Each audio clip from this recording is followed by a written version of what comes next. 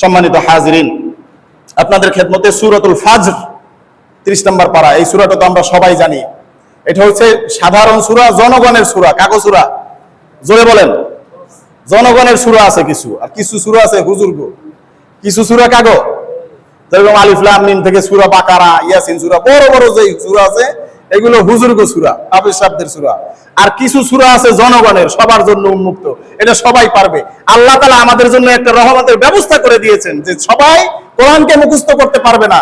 1 পারা, 2 পারা, 10 পারা, 20 পারা, 30 পারা কোরআন অনেক মানুষ মুখস্থ করতে, তবে 10টা 20টা সূরা আল্লাহ তাআলা ছোট ছোট করে নাজিল করেছেন যাতে সবাই এই সূরাগুলো মুখস্থ করতে পারে। কথা বলেন ঠিক কিনা? এই জন্য এই সূরাগুলোর নাম দিয়েছি আমি জনগণের সূরা। এটা যে কোনো ব্যক্তি মুখস্থ করতে পারে, এটার জন্য মাদ্রাসায় যাওয়া লাগে না। লাগে? আলাম তারা সূরা পড়ার জন্য কি মাদ্রাসায় গিয়ে ভর্তি হওয়া লাগে? 14 বছর মাদ্রাসায় কি ডাইলের পানি খাওয়া লাগে?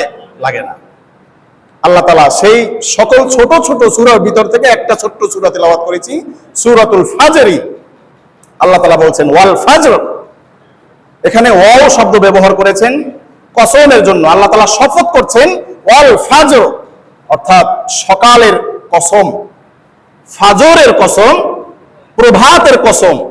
আল্লাহ তাআলা কিছু কসম করে এরপরে কিছু কথা বলবেন। আমি কসমগুলো সব শেষ করব না। আজকে যেহেতু মুহররম মাস শুরু হয়েছে, মুহররমের প্রথম জুমা, সুতরাং মুহররমের উপরে সামান্য কিছু আলোচনা করার চেষ্টা করব। আল্লাহ তাআলা বলছেন ওয়াল ফাজর, শপথ ফজরের, শপথ সকালের, শপথ উষার ইত্যাদি। ওয়া লায়ালিন আশর, লাইলুন অর্থ রাত, লায়াল অর্থ বহু বচন। ওয়া লায়ালিন আশরিন, 10 রাতের শপথ। কয় রাত? জোরে বলেন, কয় রাত? 10টা রাতের শপথ আল্লাহ তাআলা করেছেন। আল্লাহ তাআলা কোরআনে বিভিন্ন জায়গায় বিভিন্ন জিনিসের কসম করেছেন। এখানে আল্লাহ তাআলা কসম করছেন রাতের। কিসের? জোরে বলেন, কিসের কসম? রাতের। রাত কয়টা? 10টা। ওয়া লায়ালিন আশরিন, 10 রজনীর কসম। ওয়াশ-শাফঈ ওয়াল ওয়াতর, শপথ জোর এবং বিজোড় রজনীর, জোর এবং বিজোড় রজনী। আর সামনে যাব না। 2 নম্বর আয়াতে যেটা বলেছি যে 10 রাতের কসম। কয় রাতের? এখন বের করতে হবে এই 10 রাত কোনটা। কথা বলেন, 10 রাত বের করা লাগবে কিনা? মুফাসসিরিনে কেরাম এই 10 রাত সম্পর্কে বিভিন্ন মতামত দিয়েছেন। কোন কোন মুফাসসিরিনে কেরাম বলেছেন এই 10 রাত বলতে আল্লাহ তাআলা রমজানের প্রথম 10 রাত বুঝিয়েছেন। কোন মাসের প্রথম 10 রাত? রমজান মাসের প্রথম 10 রাত। কোন 10 রাত? রমজানের প্রথম 10 রাত। আব্দুল্লাহ ইবনে আব্বাস রাদিয়াল্লাহু তাআলা আনহু উনি বলেছেন যে এই 10 রাত বলতে আল্লাহ পাক রব্বুল আলামিন জিলহজ মাসের প্রথম 10 রাত বুঝিয়েছেন। কোন মাসের? জিলহজ মাসের প্রথম 10 রাত। আবার কোন কোন মুফাসসিরিনে কেরাম বলেছেন ওয়ালায়ালিন আশর, 10 রাত বলতে আল্লাহ পাক রব্বুল আলামিন মুহররম মাসের প্রথম 10 রাত বুঝিয়েছেন। তাহলে মতামত মোটামুটি কয়টা পাইলাম? 3টা। সর্বশেষ সিদ্ধান্ত যেটা হয়েছে, অধিকাংশ মুফাসসিরিনে কেরাম বলেছেন যে আব্দুল্লাহ ইবনে আব্বাস রাদিয়াল্লাহু তাআলা আনহু যেই কথাটা বলেছেন, অর্থাৎ জিলহজ মাসের প্রথম 10 রাত, এই কথাটাই অধিক গ্রহণযোগ্য। কথা কি বুঝতে পেরেছেন? তাহলে আমি মুহররমের জন্য এই আয়াতটা কেন তেলাওয়াত করেছি? যেহেতু এই আয়াতের ভিতরে একটা মত মুহররম সম্পর্কেও আছে।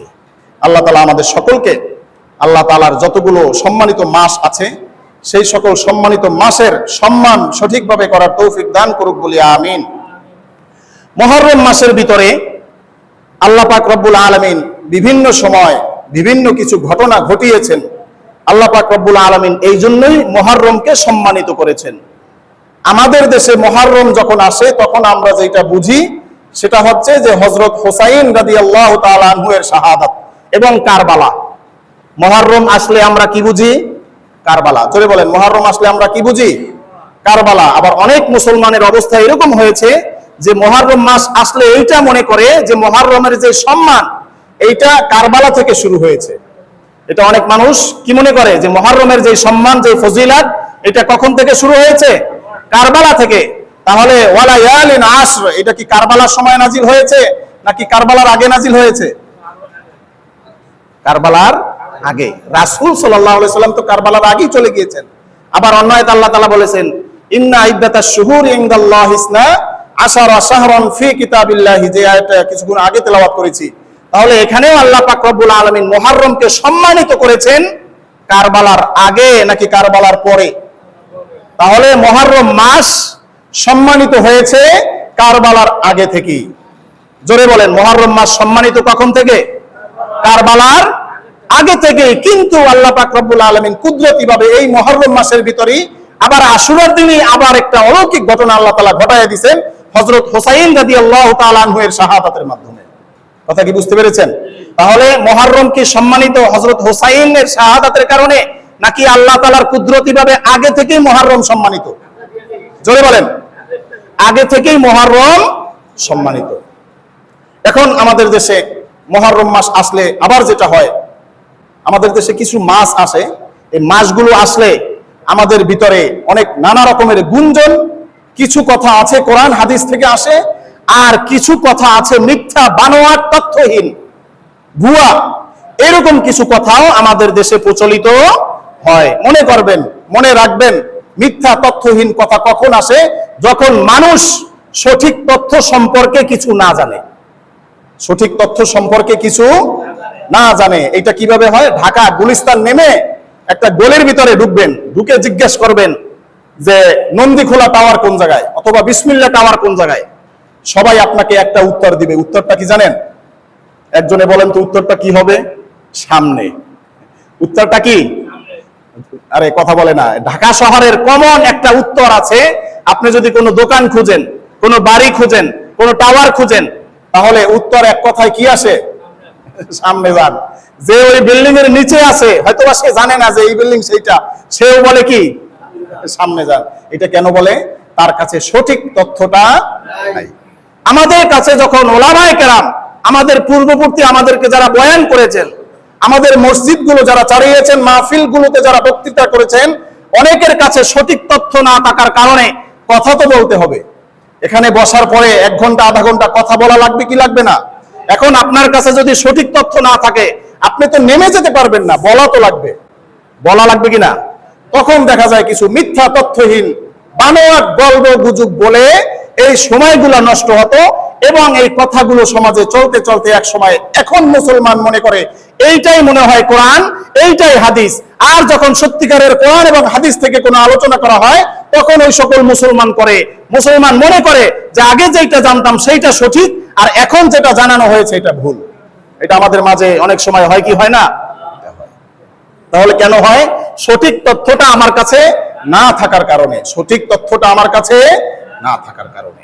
মুহররম মাস আসলে অনেক মানুষ দেখা যায়, আজকে ফেসবুক অথবা ইউটিউব চালু করবেন যে মুহররম মাসের আমল সমূহ, কি লিখবেন? মুহররম মাসের আমল সমূহ দেখবেন কত ধরনের আমল চলে আসছে, অথচ রাসূলুল্লাহ সাল্লাল্লাহু আলাইহি ওয়াসাল্লাম থেকে মুহররমের বিশেষ কোনো আমল জারি একটা। কয়টা আছে? একটা আমল। সেটা হচ্ছে মুহররমের জন্য রোজা রাখা। কি রাখা? আশুরার রোজা। কিসের রোজা? আশুরার রোজা। নবী সাল্লাল্লাহু আলাইহি ওয়াসাল্লাম ইরশাদ করেন, আফদালুস সিয়ামি বাদা রমাদানা শাহরুল্লাহিল মুহররম, যে রমজান মাসের পরে সর্বশ্রেষ্ঠ রোজা হচ্ছে মুহররমের রোজা। রমজানের পরের শ্রেষ্ঠ রোজা কোন রোজা? জোরে বলেন, রমজানের পরে সবচেয়ে শ্রেষ্ঠ রোজা কোনটা? মুহররমের রোজা। আফদালুস সালাতি বাদাল ফরিদাতি সালাতুল লাইল, আর ফরজ নামাজের পরে সর্বশ্রেষ্ঠ নামাজ হচ্ছে সালাতুল লাইল, অর্থাৎ তাহাজ্জুদের নামাজ। ফরজের পরে সর্বশ্রেষ্ঠ নামাজ কোনটা? এখন এই হাদিস দিয়ে আবার যদি কোনো বাঙালি বাংলা পড়ে যে হ্যাঁ ফরজের পরে সর্বশ্রেষ্ঠ নামাজ কোনটা, তাইলে জুমার নামাজের আগে পরে সুন্নতে মুআক্কাদা আছে, এটা তো বাহ। জোহরের আগে পরে সুন্নতে মুআক্কাদা, এইটা তো হাদিসে বলে নাই। মাগরিবের পরের আওয়াবিন আছে, ফজরের পরের কি আছে? ইশরাক আছে, এইগুলো তো হাদিসে নাই। হাদিসে কি আছে? সালাতুল লাইলের কথা। সুতরাং ফরজ পড়ো আর তাহাজ্জুদ পড়ো, সুন্নতে মুআক্কাদা সব বাদ দিয়ে দাও। এরকম পাবলিক আছে কি নাই? কথা বুঝেন নাই? ফরজ পড়ে সুন্দরভাবে, কিন্তু সুন্নতে মুআক্কাদা পড়ে আবার তাহাজ্জুদ পড়তে যায়। আচ্ছা বলেন, সুন্নতে মুআক্কাদা রাসূলুল্লাহ পড়েছেন কি পড়েন নাই? রাসূল পড়ার কারণেই তো এটা সুন্নতে মুআক্কাদা হয়েছে। তাহলে রাসূল পড়লেন সুন্নতে মুআক্কাদা, রাসূল বললেন হাদিস, এখন রাসূলের সুন্নতে মুআক্কাদাও বাদ, হাদিসও বাদ, এখন তুমি শুধু ফরজ পড়ো আর তাহাজ্জুদ পড়ো বছরে 2-1 দিন। তাহাজ্জুদ কয়দিন পড়ে? প্রত্যেক দিন না, বছরে 2-1 দিন। আর সে মনে মনে ভাবে জগতের যত আমল আছে, কোরআন হাদিসের যত ব্যাখ্যা বিশ্লেষণ আছে, সব সে কি করছে? আল্লামাতুদ দাহার হয়ে গেছে, কুমকুমাতুল বাহার, আর সব শেষ। ইলম কালাম যা আছে সব তার ওই চটি বইয়ের 2 পৃষ্ঠা 10 পৃষ্ঠার ভিতরে চলে আসছে। এই জন্য সর্বশ্রেষ্ঠ নামাজ সলাতুল লাইল, তার মানে কি সুন্নতে মুআক্কাদা বাদ? কথা বলে না, সুন্নতে মুআক্কাদা কি বাদ? সুন্নতে মুআক্কাদাও আদায় করতে কেন করতে হবে? রাসূল করেছেন, আদেশ করেছেন। কথা বুঝেন নাই? এজন্য মুহররমের সর্বশ্রেষ্ঠ উল্লেখযোগ্য তথ্যভিত্তিক হাদিসের সুন্নাহর আমল হচ্ছে আশুরার রোজা। কিসের রোজা? জোরে বলেন, কিসের রোজা? আশুরার রোজা। অথচ দেখবেন আশুরার দিন আমাদের দেশে, আলোচনা বেশি নিতে হবে, নেব না, একেবারেই সংক্ষিপ্ত একেবারে করব। আশুরার দিন যেই শিয়া সম্প্রদায় যারা আছে মুসলমানদের ভিতর থেকে, তারা কিছু মিছিল বার করে, তাজিয়া মিছিল, এবং তারা কিছু কাজ করে, সেটাকে মাতম বলে। শরীরের ভিতরে চাপড়ায়, চাকু ছুরি দিয়ে শরীরের ভিতরে কি করে? পার মারে। তাহলে এই যে কাজটা শুরু হয়েছে, এইটা আসলে কোথা থেকে আসলো?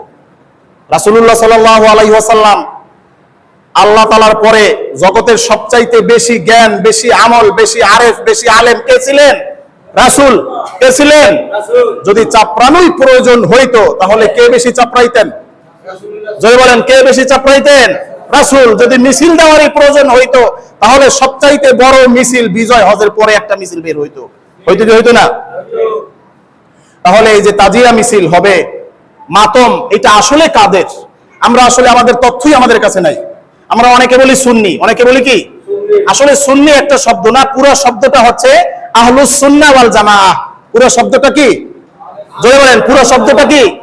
আহলুস সুন্নাহ ওয়াল জামাআহ। আবার অনেকে মনে করে যে যারা আমরা হানাফি আছি আমরাই মনে হয় আহলে সুন্নাহ। না, 4 মাযহাবের সকল ইমাম আহলে সুন্নাহ ওয়াল জামাআতের অন্তর্ভুক্ত। সকল ইমামরা কি আহলে সুন্নাহ ওয়াল জামাআতের অন্তর্ভুক্ত। আহলে সুন্নাহর বিপরীত একটা গ্রুপ হচ্ছে শিয়া। বিপরীত গ্রুপ কি? যাদের মতবাদ, যাদের বেড়ে ওঠা হযরত আলী এবং হযরত হোসেন রাদিয়াল্লাহু তাআলা আনহুকে কেন্দ্র করে। আপনারা বলেন, আমরা কি হযরত আলীকে ভালোবেসি তাই বলে কি হযরত ওমরকে গালি দিব? কথা বুঝেন নাই? কিন্তু শিয়া সম্প্রদায় সম্পর্কে আগামী জুমায় কিছু আলোচনা করার চেষ্টা করব। তারা হযরত আলীকে ইসলামের সর্বশ্রেষ্ঠ ব্যক্তি মনে করেন রাসূলের পরে। রাসূলের পরে সর্বশ্রেষ্ঠ ব্যক্তি কে, কাকে মনে করে? আলী রাদিয়াল্লাহু তাআলা আনহুকে। আর আহলুস সুন্নাহ ওয়াল জামাআহ 4 ইমাম, সকল ইমামদের মত রাসূলুল্লাহ সাল্লাল্লাহু আলাইহি ওয়াসাল্লামের পরে উম্মতের ভিতরে সর্বশ্রেষ্ঠ স্থান হচ্ছে হযরত আবু বকর রাদিয়াল্লাহু তাআলা আনহু। এরপরে সর্বশ্রেষ্ঠ স্থান হচ্ছে হযরত ওমর রাদিয়াল্লাহু তাআলা আনহু। এরপরে সর্বশ্রেষ্ঠ স্থান হচ্ছে হযরত ওসমান রাদিয়াল্লাহু তাআলা আনহু। এরপরে সর্বশ্রেষ্ঠ স্থান হচ্ছে হযরত আলী কাররামাল্লাহু ওয়াজহু। আচ্ছা, ওদিকেও যাচ্ছি না। তাহলে এই যে মাতমটা করে, মাতমটা শুরু হয়েছে প্রায় 362 হিজরিতে, আর কারবালার ময়দানের ঘটনা ঘটেছে 61 হিজরিতে। প্রায় 300 বছর পরে এসে কান্নাকাটি শুরু হয়েছে। তাহলে এই 300 বছর কান্নাকাটি যারা করে নাই তাদের কি হবে? কথা বুঝেন নাই? মাঝখানে তো 300 বছর চলে গেছে, মাঝখানে যাদের চামড়া ফাড়ে নাই, বর্ষি দিয়া ঝুলে নাই, তাদের কি হবে? এটা একটা, এটা বাগদাদের ভিতর থেকে সেই 362 হিজরিতে এই মাতম করার প্রথা চালু হয়েছে শিয়া সম্প্রদায় থেকে। আর আজকের আমাদের যারা অনেকেই সুন্নি দাবি করে, আহলুস সুন্নাহ ওয়াল জামাআতের আকীদা বিশ্বাস দাবি করে, কিন্তু তার ধ্যানে সুরাতে বিশ্বাসে সে পরিপূর্ণ একটা শিয়া। পরিপূর্ণ শিয়াদের মতবাদ সে কি করে? লালন করে। আচ্ছা, সহজ উত্তর আপনারা একটা দেন। হযরত হুসাইন রাদিয়াল্লাহু তাআলা আনহু শাহাদাতের কারণে যদি আমাদেরকে মাতম করতে হয়, পৃথিবীর সবচাইতে সর্বশ্রেষ্ঠ ব্যক্তি কে? হুসাইন নাকি হুসাইনের নানা? জোরে বলেন, হুসাইন নাকি হুসাইনের বাবা? হুসাইনের বাবা। তাহলে সবচাইতে মাতম পাওয়ার যোগ্য উত্তরাধিকার হযরত আলী রাদিয়াল্লাহু তাআলা আনহু শাহাদাতের কারণে মাতম করা উচিত, ঠিক কি না? আরো সর্বশ্রেষ্ঠ ব্যক্তি হযরত ওমরের শাহাদাতের কারণে মাতম করা উচিত। আপনি যদি আরো বেশি ভালোবাসতে চান বদরের যত সাহাবায়ে আজমাইন শহীদ হয়েছেন তাদের জন্য মাতম করা উচিত। হযরত হামজা রাদিয়াল্লাহু তাআলা আনহুর কলিজা ছিঁড়ে চাবানো হয়েছে, তার জন্য মাতম করা উচিত। দু জাহানের বাদশা সাইয়্যিদুল মুরসালিন শাফিউল মুজনাবিন রাহমাতুল লিল আলামিনের দান্দান মুবারক শহীদ হওয়ার কারণে যারা আজকে মুহাব্বতের দোহাই দেয়, আমার মতে তাদের সকলের দাঁতগুলো ভেঙে ফেলা উচিত। আপনি যদি হোসাইনের শাহাদাতের কারণে নিজেকে মাতম করতে পারেন, হোসাইন যার কারণে শ্রেষ্ঠ হয়েছে তার দান্দান মুবারক শহীদ হওয়ার কারণে আপনার মুখে একটা দাঁত থাকারও কোনো প্রশ্ন থাকতে পারে না। এই জন্য এই যে প্রথা চালু হয়েছে এইটা সম্পূর্ণ ইসলাম বিরোধী, ইসলামী পক্ষের সুন্নার সাহাবায়ে আজমাইনদের কোনো প্রথা। আরেকটা হচ্ছে তাজিয়া মিছিল, যেটার ভিতরে হযরত হোসাইন রাদিয়াল্লাহু তাআলা আনহুর কবরের একটা আকৃতি তৈরি করা হয়, সেখানে ফুল দিয়ে সাজানো হয় এবং আরেকটা ঘোড়া তৈরি করা হয়, এটা হোসাইন রাদিয়াল্লাহু তাআলা আনহুর ঘোড়া, সেখানে একটা তীর নিক্ষেপ করা থাকে, রক্তে কিছু মাখামাখি থাকে। এইটা শুরু হয়েছে 10ম শতাব্দী থেকে, প্রায় 1000 বছর পরে। তাহলে এই যে কর্মকাণ্ডগুলো শুরু হয়েছে এইটা কোরআন ভিত্তিক না, সুন্নাহ ভিত্তিক না, এইটা কিছু মানুষের মন গড়া পদ্ধতি। কিছু মানুষের কি, জোরে বলেন, কিছু মানুষের কি মন গড়া পদ্ধতি। সেই পদ্ধতিগুলো আজকে কিছু মানুষ আছে যারা বলে আহলে সুন্নাহ ওয়াল জামাত, কিন্তু তারাও এইটা উঠে পড়ে ভোর ডমুর বাজিয়ে এইগুলো তারা পালন করে। আর যারা আমরা উলামায়ে কেরাম এইটার বিরোধিতা করার চেষ্টা করি, আমাদেরকে বলে হোসাইনের দুশমন। কার দুশমন? আলীর দুশমন। কার দুশমন? আলীর দুশমন।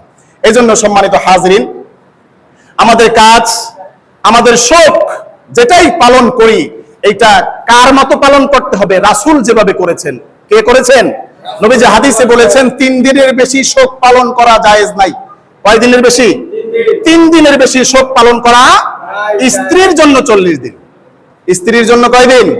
40 দিন। আর বাকি সকল মানুষের জন্য যদি শোক পালন করতে চায়, মন ভাঙা থাকতে চায়, কয় দিন জায়েজ আছে? 3 দিন। তাহলে আমরা যে হোসাইনকে নিয়ে শুধু হোসাইন কেন্দ্রিক এই যে কারবালার যেই আলোচনা আমাদের দেশে হচ্ছে, শুধুমাত্র কোন কেন্দ্রিক বলেন? হোসাইন। কোন কেন্দ্রিক? সেখানে তো আলীর আলোচনা ওই রকম নাই। তাহলে হাসান রাদিয়াল্লাহু তাআলা আনহুকে শহীদ করা হয়েছে, হাসানের আলোচনা কই? হাসান হোসাইনের ভাই কিনা? ওমরকে শহীদ করা হয়েছে, ওমর কোথায়? আবু বকরের আলোচনা কোথায়? সাহাবায়ে আজমাইন আরো যারা আছেন তাদের আলোচনা কোথায়? তাদের কোনো আলোচনা নাই। এই শিয়া সম্প্রদায় যারা আছে তারা শুধুমাত্র হুসাইন রাদিয়াল্লাহু তাআলা আনহু কেন্দ্রিক, হুসাইনের ভালোবাসায় উদ্ভাসিত হয়ে কিছু কিছু কথা, কিছু কিছু আবিষ্কার তারা করেছে। সেই আবিষ্কারকে আজকে আমরা মুসলমানরা ফজিলত মনে করতেছি। এগুলো কোনো ফজিলতের কাজ না, এগুলো কোনো বরকতের কাজ না, এগুলো পরিপূর্ণ সম্পূর্ণ গোমরাহি এবং বেদাত। আল্লাহ পাক রব্বুল আলামিন আমাদের সকলকে আশুরার সঠিক যেই আমল রোজাটা রাখার তৌফিক দান করুক বলি আমিন। আশুরার রোজাটা 10 তারিখ আপনি রাখবেন, আর যদি সাথে রাখতে চান 11 তারিখ অথবা 9 তারিখ আর 10 তারিখ। কথা কি বুঝতে পেরেছেন? আশুরার রোজা কয়টা? 2টা। মূল রোজা হচ্ছে 10 তারিখ। 10 তারিখের সাথে একটা অ্যাড করতে হবে, হয়তোবা 10 তারিখের পরের দিন, হয়তোবা 10 তারিখের 9-10 অথবা 10-11, 9-10 অথবা 10-11। যারা আশুরার দিন চিল্লা পাল্লা হই হুল্লোড় করে তারা কি রোজা রাখে? মনে হয় কি আপনাদের? মনে হয় কি রোজা রাখে? তাহলে আশুরার সুন্নাত হচ্ছে রোজা, অথচ রাসূলের সুন্নতের খবর নাই। মন গড়া সুন্নত দিয়ে তারা আল্লাহকে খুশি করার চেষ্টা করছে। আল্লাহ পাক রব্বুল আলামিন আমাদের সকলকে রাসূলের সুন্নাহ অনুযায়ী আমাদের সকলকে চলার, বলার, বুঝার, আমল করার তৌফিক দান করুক বলি আমিন। আরো জোরে বলি আমিন। ওয়া আখিরু দাওয়ানা আলহামদুলিল্লাহি রাব্বিল আলামিন।